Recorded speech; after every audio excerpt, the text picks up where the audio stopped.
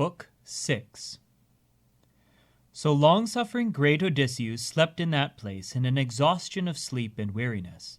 And now Athena went her way to the district and city of the Phaeacian men, who formerly lived in the spacious land Hyperia, next to the Cyclopes, who were men too overbearing, and who had kept harrying them, being greater in strength. From here, godlike Nausithous had removed and led a migration, and settled in Scheria, far away from men who eat bread, and driven a wall about the city, and built the houses and made the temples of the gods, and allotted the holdings. But now he had submitted to his fate and gone to Hades, and Alcinous, learned in designs from the gods, now ruled there. It was to his house that the grey-eyed goddess Athena went, devising the homecoming of great-hearted Odysseus, and she went into the ornate chamber in which a girl was sleeping, like the immortal goddesses for stature and beauty, Nausicaa, the daughter of great-hearted Alcinous. And beside her 2 handmaidens with beauty given from the Graces slept on either side of the post with the shining doors closed. She drifted in like a breath of wind to where the girl slept, and came and stood above her head and spoke a word to her, likening herself to the daughter of Dymas, famed for seafaring, a girl of the same age, in whom her fancy delighted. In this likeness the grey-eyed Athena spoke to her. "Nausicaa, how could your mother have a child so careless? The shining clothes are lying away uncared for, while your marriage is not far off, when you should be in your glory for clothes to wear, and provide too for those who attend you. It is from such things that a good reputation among people springs up, giving pleasure to your father and the lady your mother. So let us go on a washing tomorrow when dawn shows. I too will go along with you and help you, so you can have all done most quickly, since you will not long stay unmarried. For already you are being courted by all the best men of the Phaeacians hereabouts, and you too are a Phaeacian. So come, urge your famous father early in the morning to harness the mules and wagon for you, and it shall carry the sashes and dresses and shining coverlets for you. In this way it will be so much more becoming than for you to go there on foot, for the washing places are a long way from the city." So the grey-eyed Athena spoke, and went away from her to Olympus, where the abode of the gods stands firm and unmoving forever, they say, and is not shaken with winds, nor spattered with rains, nor does snow pile ever there, but the shining bright air stretches cloudless away, and the white light glances upon it. And there, and all their days, the blessed gods take their pleasure. There the grey-eyed one went, when she had talked with the young girl. And the next the dawn came, throned in splendor, and wakened the well-robed girl Nausicaa. And she wondered much at her dreaming, and went through the house so as to give the word to her parents, to her dear father and her mother. She found them within there. The queen was sitting by the fireside with her attendant women, turning sea-purple yarn on a distaff. Her father she met as he was going out the door to the council of famed barons, where the proud Phaeacians used to summon him. She stood very close up to her dear father and spoke to him. "Daddy dear, will you not have them harness me the wagon, the high one with the good wheels, so that I can take the clothing to the river and wash it? Now it is lying about all dirty, and you yourself, when you sit among the first men in council and share their counsels, ought to have clean clothing about you. And also you have 5 dear sons who are grown in the palace. 2 of them married, and the other 3 are sprightly bachelors, and they are forever wanting clean, fresh clothing to wear it when they go to dance, and it is my duty to think about all this." So she spoke, but she was ashamed to speak of her joyful marriage to her dear father. But he understood all and answered, "I do not begrudge you the mules, child, nor anything else. So go, and the serving men will harness the wagon, the high one, with the good wheels that has the carrying basket." He spoke, and gave the order to the serving men. These obeyed, and brought the mule wagon with good wheels outside, and put it together, and led the mules under the yoke, and harnessed them. And the girl brought the bright clothing out from the inner chamber, and laid it in the well-polished wagon. Meanwhile, her mother put in a box all manner of food which would preserve strength, and put many good things to eat with it, and poured out wine in a goatskin bottle, and her daughter put that in the wagon. She gave her limpid olive oil in a golden oil flask for her and her attendant women to use for anointing. Nausicaa took up the whip and the shining reins, then whipped them into a start, and the mules went noisily forward and pulled without stint, carrying the girl and the clothing. She was not alone. The rest, her handmaidens, walked on beside her. Now when they had come to the delightful stream of the river, where there was always a washing place and plenty of glorious water that ran through to wash what was ever so dirty, there they unyoked the mules and set them free from the wagon, and chased them out along the bank of the swirling river to graze on the sweet river grass, while they from the wagon lifted the wash in their hands and carried it to the black water, and stamped on it in the basins, making a race and game of it, until they had washed and rinsed all dirt away, then spread it out in a line along the beach of the sea, where the water of the sea had washed the most big pebbles up on the dry shore. Then they themselves, after bathing and anointing themselves with olive oil, ate their dinner all along by the banks of the river, and waited for the laundry to dry out in the sunshine. But when she and her maids had taken their pleasure in eating, they all threw off their veils for a game of ball, and among them it was Nausicaa of the white arms who led in the dancing. And as Artemis, who showers arrows, moves on the mountains, either along Taygetus or on high-towering Erymanthus, delighting in boars and deer in their running, and along with her the nymphs, daughters of Zeus of the Aegis, range in the wilds and play, and the heart of Leto is gladdened, for the head and the brows of Artemis are above all the others, and she is easily marked among them, though all are lovely.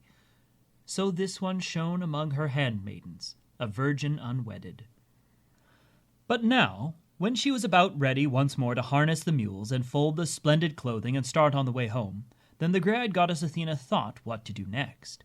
How Odysseus should awake and see the well-favored young girl, and she should be his guide to the city of the Phaeacians.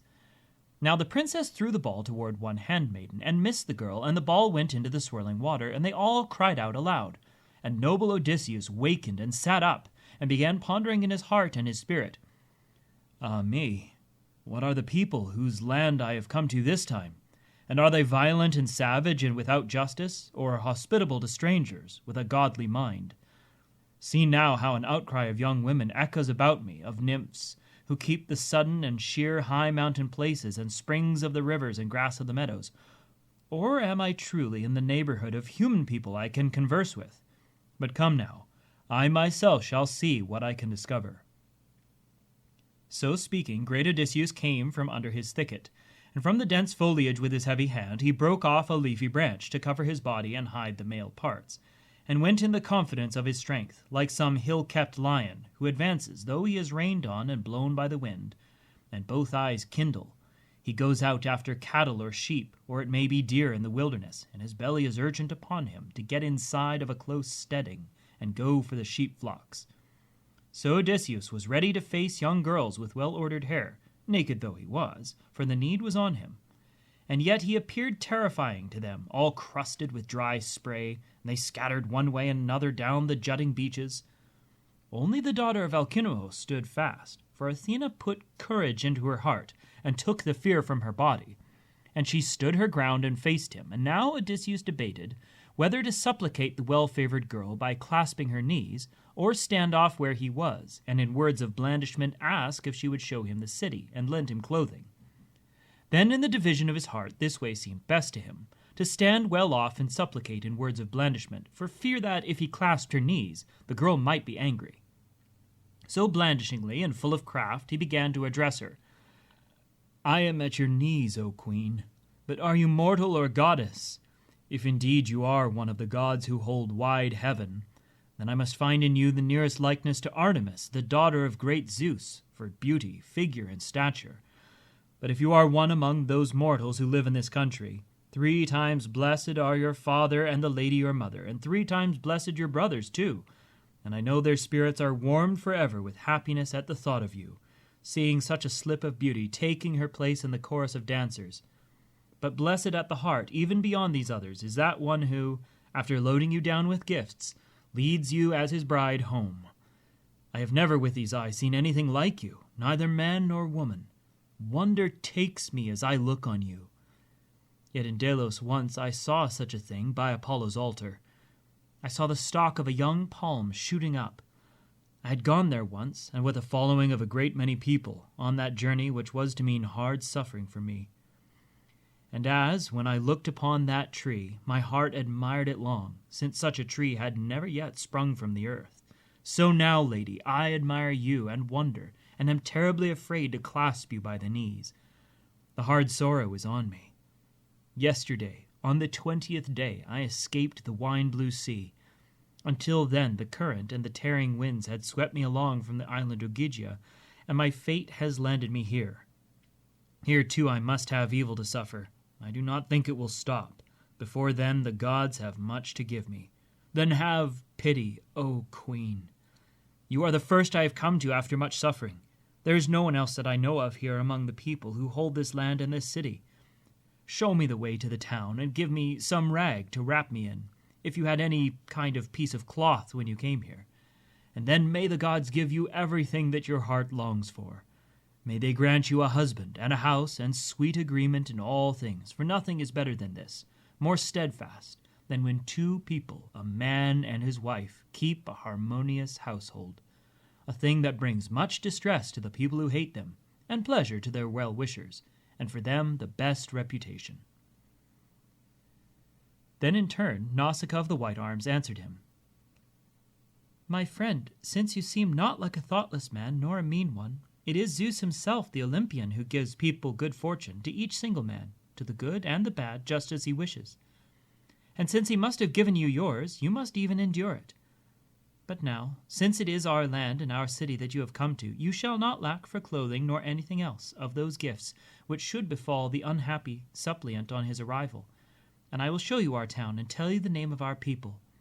It is the Phaeacians who hold this territory and city, and I myself am the daughter of great-hearted Alcinous, whose power and dominion are held by right, given from the Phaeacians. She spoke, and to her attendants with well-ordered hair gave instruction. Stand fast, girls. Where are you flying just because you have looked on a man? Do you think this is some enemy coming against us? There is no such man living, nor can there ever be one who can come into the land of the Phaeacians bringing warlike attack. We are so very dear to the immortals, and we live far apart by ourselves in the wash of the great sea at the utter end, nor do any other people mix with us. But since this is some poor wanderer who has come to us, we must now take care of him, since all strangers and wanderers are sacred in the sight of Zeus, and the gift is a light and a dear one. So my attendants give some food and drink to the stranger, and bathe him, where there is shelter from the wind, in the river. She spoke, and they stopped their flight, encouraging each other, and led Odysseus down to the sheltered place, as Nausicaa, daughter of great-hearted Alcinous, had told them to do, and laid out for him to wear a mantle and a tunic, and gave him limpid olive oil in a golden oil flask, and told him he could bathe himself in the stream of the river. Then the glorious Odysseus spoke to these serving maids. Stand as you are, girls, a little away from me, so that I can wash the salt off my shoulders and use the olive oil on them. It is long since my skin has known any ointment, but I will not bathe in front of you, for I feel embarrassed in the presence of lovely-haired girls to appear all naked.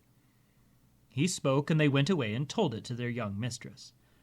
But when great Odysseus had bathed in the river and washed from his body the salt brine, which clung to his back and his broad shoulders, he scraped from his head the scurf of brine from the barren salt sea.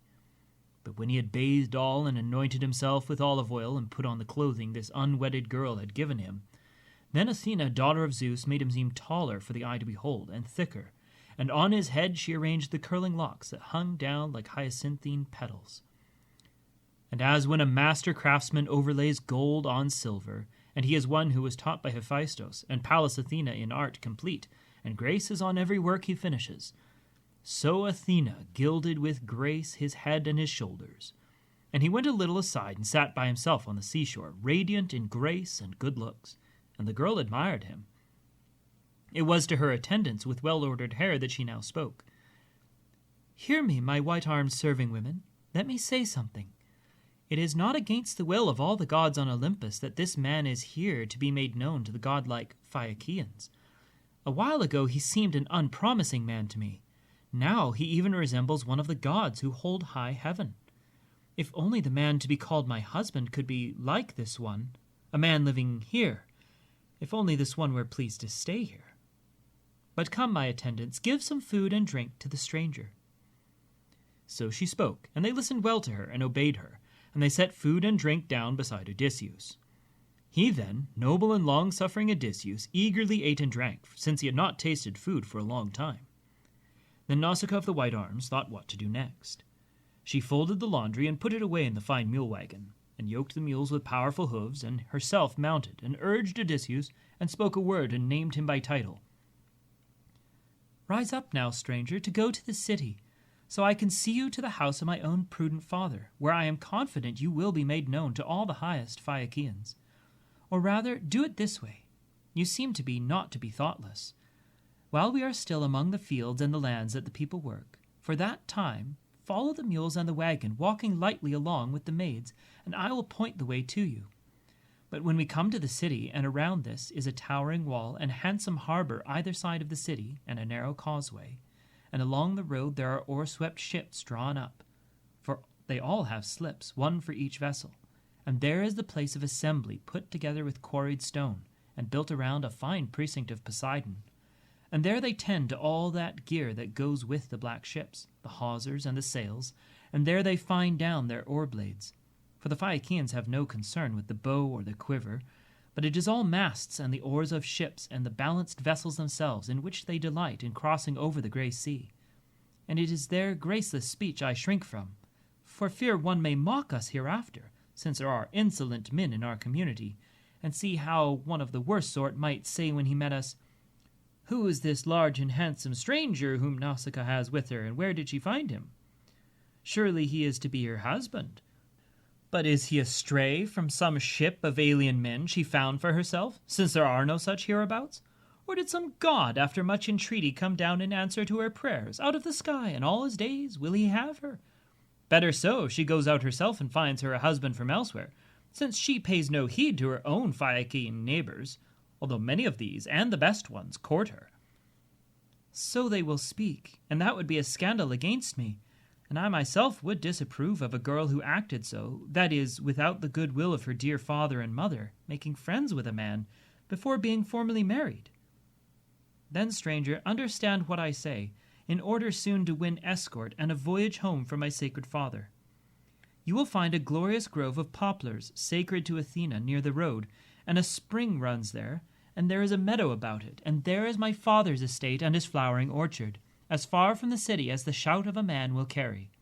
Sit down there, and wait for time enough for the rest of us to reach the town and make our way to my father's palace. But when you estimate that we shall have reached the palace, then go to the city of the Phaeacians and inquire for the palace of my father, great-hearted Alcinous. This is easily distinguished, so an innocent child could guide you there, for there are no other houses built for the Phaeacians, anything like the house of the hero Alcinous. But when you have disappeared inside the house and the courtyard, then go on quickly across the hall until you come to my mother. And she will be sitting beside the hearth in the firelight, turning sea-purple yarn on a distaff, a wonder to look at, and leaning against the pillar, and her maids are sitting behind her. And there is my father's chair of state, drawn close beside her, on which he sits when he drinks his wine like any immortal. Go on past him, and then with your arms embrace our mother's knees. Do this, so as to behold your day of homecoming with happiness and speed, even if you live very far off. For if she has thoughts in her mind that are friendly to you, then there is hope that you can see your own people, and come back to your strong-founded house, and to the land of your fathers." So Nausicaa spoke, and with the shining lash whipped up her mules, and swiftly they left the running river behind them, and the mules, neatly twinkling their feet, ran very strongly, but she drove them with care, so that those on foot, Odysseus and the serving-maids, could keep up, and use the whip with discretion. And the sun went down, and they came to the famous grove, sacred to Athena. And there the great Odysseus sat down, and immediately thereafter prayed to the daughter of great Zeus, "Hear me, Atritone, child of Zeus of the Aegis, and listen to me now. Since before you did not listen to my stricken voice, as the famous shaker of the earth battered me, grant that I come, as one loved and pitied, among the Phaeacians." So he spoke in prayer, and Pallas Athena heard him, but she did not yet show herself before him, for she respected her father's brother, Poseidon, who still nursed a sore anger at godlike Odysseus, until his arrival in his own country.